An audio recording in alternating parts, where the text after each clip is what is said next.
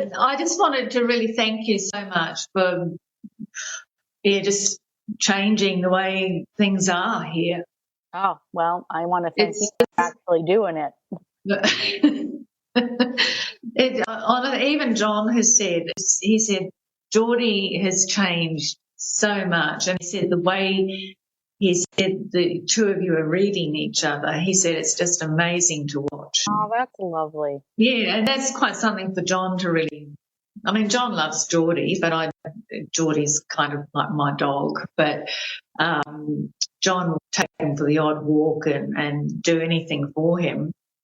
But he just said there's such a connection. He said he's looking for you for anything and everything, and that, like, if there's a noise outside, Geordie might, if he doesn't bark, he might just give a little whimper, and then he'll come and find me, and then we go back to the window, and You check I it just out. say, Oh, I love that. yeah, I love and I just say, oh, you big goose, it's just nothing, and then he just lies down again. So it's really lovely the way we're working. Ah, my goodness, this makes my heart sing. Those kind words and that update from one of the students in the Fearless Framework who has been working with a very challenging dog, Geordie, and she has been putting in the time and putting in the effort. And I just love hearing these updates when people realize that it's not about what we taught our dog to do. It's not about the obedience. It's not about the drills. It's not about the commands. It's literally about how we're changing how the dog sees you. When a dog feels safe enough to come and ask you questions, to get you to back them up. There is nothing more delightful than a dog that sees you as a partner. And so I wanted to take this opportunity, one, to thank Heather for her kind words, but two, to share a little bit more today about what happens when you stop trying to control your reactive dog and start learning how to influence and lead them instead. Ready to have a calm and peaceful life with your dog without the stress of those fear-based behaviors? Hi, I'm Tracy, and I've been there, overwhelmed by all the conflicting dog training advice and unsure of what to do next. But now I help dog lovers like you simplify your life with your dog by building confidence naturally, fostering trust, and addressing those fear-based challenges. So, if you're ready, stop chopping those chicken wieners and let's get to it.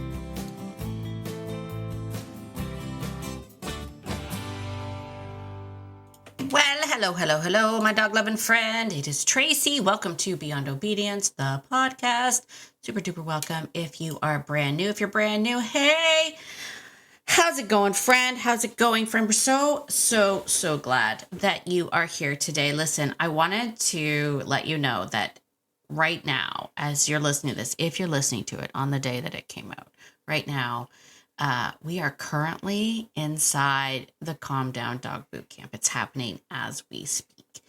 And right now is usually the time when I start to see the shifts, when I start to see people kind of going, and they make that connection. It goes from, that usually goes from something like, oh no, I think the problem is me, to like, being upset that the problem's them, feeling bad about it. And then that shift to be like, wait a second. If this isn't about fixing the dog, it's about something much, much deeper. And when people make that realization, I love it. I love it. Right. I wanted to share before, and I'm not sure if I've shared this before, but I'm going to share it today. Why this is so important to me, why I'm so passionate about this kind of transformation for you, my dog-loving friend. And that is because of my story, a little bit of a backstory about me, because I would say that I didn't go out searching for dog training or how to be a dog trainer. Dog training kind of found me. And what I mean by that is that, I'm sure you've heard by now, I started my career as a veterinary technologist and worked with animals there. And I'm not going to get into sort of the direction which I came. But, needless to say, many of my fellow techs will tell you that they picked up right away that I had a thing with dogs. I had a way with dogs. I was just naturally good with dogs. Fast forward to my life as a mom, when I decided to sort of put my career on hold for a bit to raise my children. There's a moment in every mom's life when they're like, I need to get out of the house and talk to real people. Any young moms out there, they're like, I all of a sudden realized that I cannot remember how to speak to an adult. And I had decided to pick up a part-time job. I got a great job at a doggy daycare. Hey, Susan, if you're hearing this, Susan, my now good friend Susan, hired me. And I think even Susan will tell you that sort of through that experience, she came up to me and she's like, you've got something. Like, there's something about you. And I couldn't really put my finger on it or put any words to it. But I decided then that obviously if this is a thing, that maybe instead of going back to being a vet tech, I could help people with their dogs. So I did what everyone does. And I went and I got, learned how to be a certified dog trainer. I've also learned how to be a groomer, and I learned how to do lots of other things. Anyway, first and foremost, what I found out is it's hard to actually figure out what to do when you're a dog trainer. That's another story altogether. But I just ended up going to all the seminars, all of the things. I've spent, I don't even know. I'll be honest with you, I probably spent more on dog training seminars and courses than I did on my veterinary technology education. True. I bet you if I went back and counted up all those receipts and all the seminars I went to, I bet you I spent more money on that than I did to be a vet tech. It was a 3-year program. I went to veterinary technology. It was 3 years. Anyway, I digress. The point is that I went to all this trouble to learn how to teach people how to train dogs. And I did that for a while. I helped people train dogs, and it never felt good to me, if I'm being honest. It never felt good to me. And the reason why it didn't feel good to me is because I would spend countless hours. I even did board and trains. I did board and trains for a while, and I've spoken about this before, but I did board and trains where I would take your dog for 2 weeks, and then I would train them, and then I'd hand them back to you and be like, there you go. And then I'd show you what I did, and then people would leave. And for the most part, people were happy. Don't get me wrong. Some people were like, this is garbage. She doesn't know what she's doing. That's not the point. That's not why it felt disingenuous to me. It felt disingenuous to me because while I was teaching other people how to place train their dog, like here, this is the place command, and this is how we teach them how to walk on a leash, and this is how we do all this stuff. It wasn't anything that I was actually doing with my own dogs. And at the time, if you've heard this story, I got to a point where I had 19 dogs, and not a single one of them was trained like that. None of my dogs know place command, full disclosure. I actually have a whole program, a little mini program called Chaos to Calm, where I show you how to teach. I used one of my dogs. I picked my highest energy, most difficult dog. And I put him through his paces and taught him how to do place command. And I took videos of it, and then I put it on a course, and I sold that and be like, this is how you teach place command. But he was the only one that knew it. And beyond the training and beyond those videos, I don't think I've ever asked him to place ever again. Just never used it. Don't get me wrong. I'm not saying place command doesn't have its place. But I never used it. So I started to feel really disingenuous. I would literally hand dogs over and be like, you need to do the reps, and you need to generalize, and you need to do all this stuff. Meanwhile, I go back into my house and I would just have these #JustGoodDogs. None of them obedience trained. And it started to feel icky to me. I started to get the ick, I was like, I don't understand. Why am I teaching people this? Again, not because it didn't work, but just because it wasn't what I was doing. And so, through all the different seminars and all the different work that I did, I'm sure if you've been following me for a while, you know the story of Jace and my mentor Nelson and all of that stuff, and how I did that program and how Jace transformed everything for me. But Jace also gave me permission. That experience with Jace also gave me permission to abandon everything else and to just focus on the things that I do. Right? It was a realization that I could stop, faking this, like everybody needs to obedience train their dogs. And I could just come out and just be legitimately me and train that. And that's what I did. When I came back from Texas, I created a program called Relationship Remedy. I ran that in person when I still lived in Arnprior, in Ontario. And then when I moved to Nova Scotia, it switched to an online format. And met so many great people and did that for a while. COVID hit, blah, blah, blah. Anyway. And then if I'm being 100% honest, I think the hardest thing for me was to figure out how to market it. I'm great with dogs. I'm not great with marketing. I'm not great with tech. I'll be 100% honest. I'm not good. I'm very specialized with dogs, and that's about it. And so I was really having a hard time marketing this because, as I mentioned, nobody was really looking for it. Nobody really is out there being like, how do I create a really good bond with my dog? They're actually looking for it, because they've been told, we've all been told that if you have dog problems, you need dog obedience. And then you go into classes, you go into obedience classes, you do all the things. So it became really, really challenging. And then I started doing social media to try to get the message out, and social media was mean. Right? Always social media.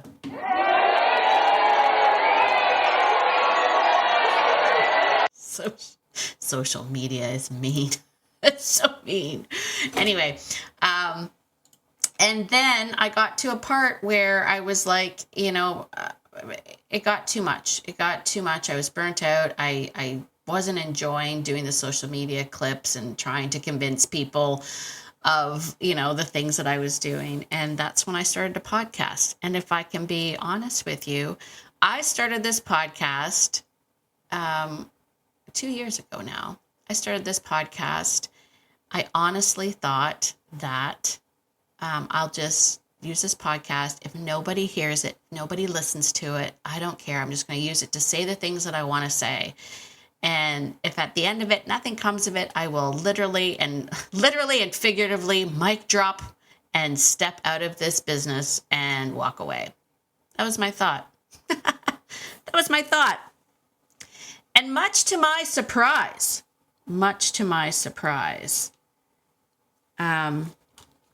you surprised me, actually. You surprised me. You, the person that's here right now, the person that showed up, that listens, the person that sent me messages and said, wow, this really is helping me. This really connects with me. And you did this. You're the reason I'm here. And so thank you. Thank you. I really do honestly thank you for it, because it literally took you to be able to say, oh, I do want to learn more. Oh, I do get this. Oh, I also see that, right?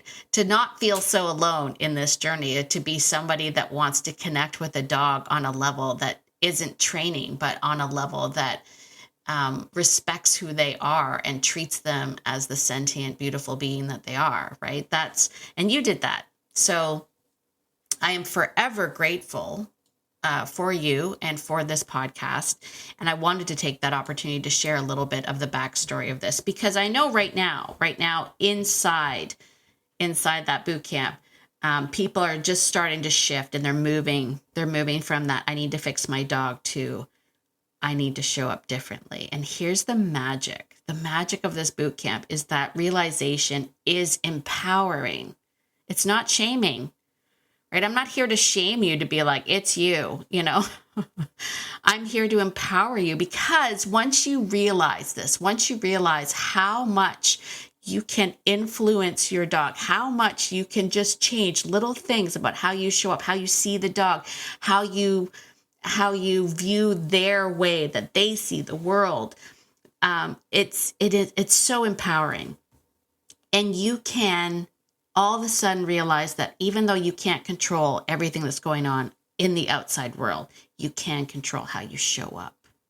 You can totally control how you show up. And that doesn't mean you can't have bad days. Trust me, my friend, I am currently going through a horrible stage of grief right now with the loss of my dog. I will be honest with you, going through the pictures for this boot camp and seeing him and everything that I did is still very, very painful. And the loss is still very raw.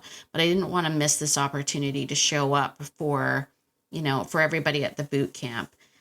To allow you to have that same realization, just kind of what Heather had said about it's not about the fact that I trained him to do a down or I trained him to come when he's called. It's the fact that when he is concerned, he comes and he gets me and he goes and asks me to check it out with them. And the fact that he asks me into his world, all of that stuff, that shift that happens for you changes everything. And it is such a beautiful thing. And I want that for you too. I truly want that for you. So if you are listening to this on the day of, which would be what, the 18th? Is it the 18th? Maybe it's the 19th, either or. If you're listening to this and you're like, I think I missed the boot camp, there's still time. There is still time, my friend. If you want to hop in, you'll get the replays. You can grab those trainings. You can find out all of that. Or if you already know, if you're like, you know what, Tracy, I'm already there. I know. Then I'm going to invite you to just join us in the Fearless Framework. Right now, boot camp prices, can't beat them. Boot camp bonuses, can't beat them. So if you were thinking about it, if you were like, I don't know if I want to join, now's your sign. Now's your sign.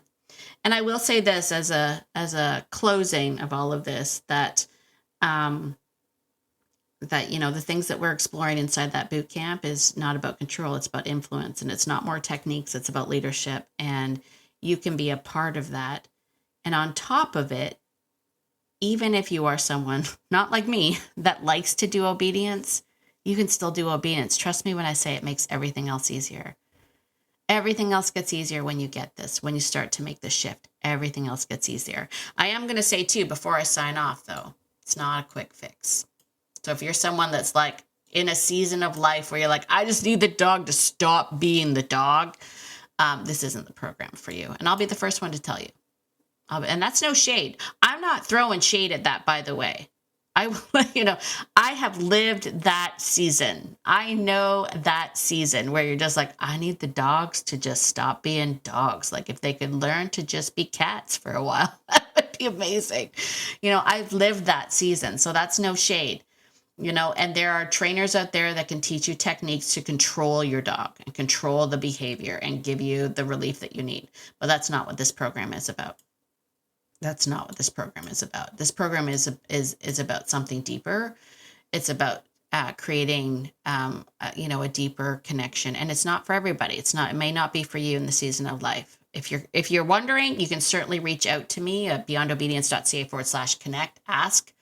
I'll be the first one to tell you. If you're like, I just don't have the time for that today, then it's not for you. It's not for right now. Doesn't mean it's not for forever. You can still keep it on the back burner. You can still listen to these podcasts. You can still pick up all the quick tips. But if you want someone to walk this journey with you, get all up in your dog business, then you can either hop on the boot camp, get those replays and get all of that feedback, or you can just come and join me inside the Fearless Framework.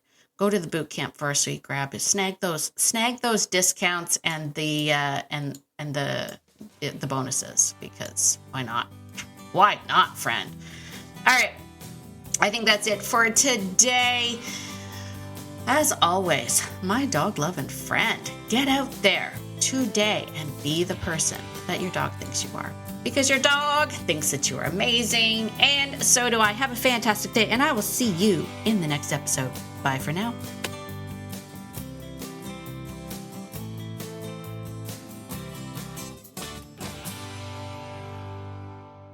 Oh, and one more thing. This podcast is meant for entertainment and education purposes only. It's not meant to replace hands-on professional training. If you're really struggling with your dog, please reach out to a professional in your area. All right, I think that's it. Bye for now.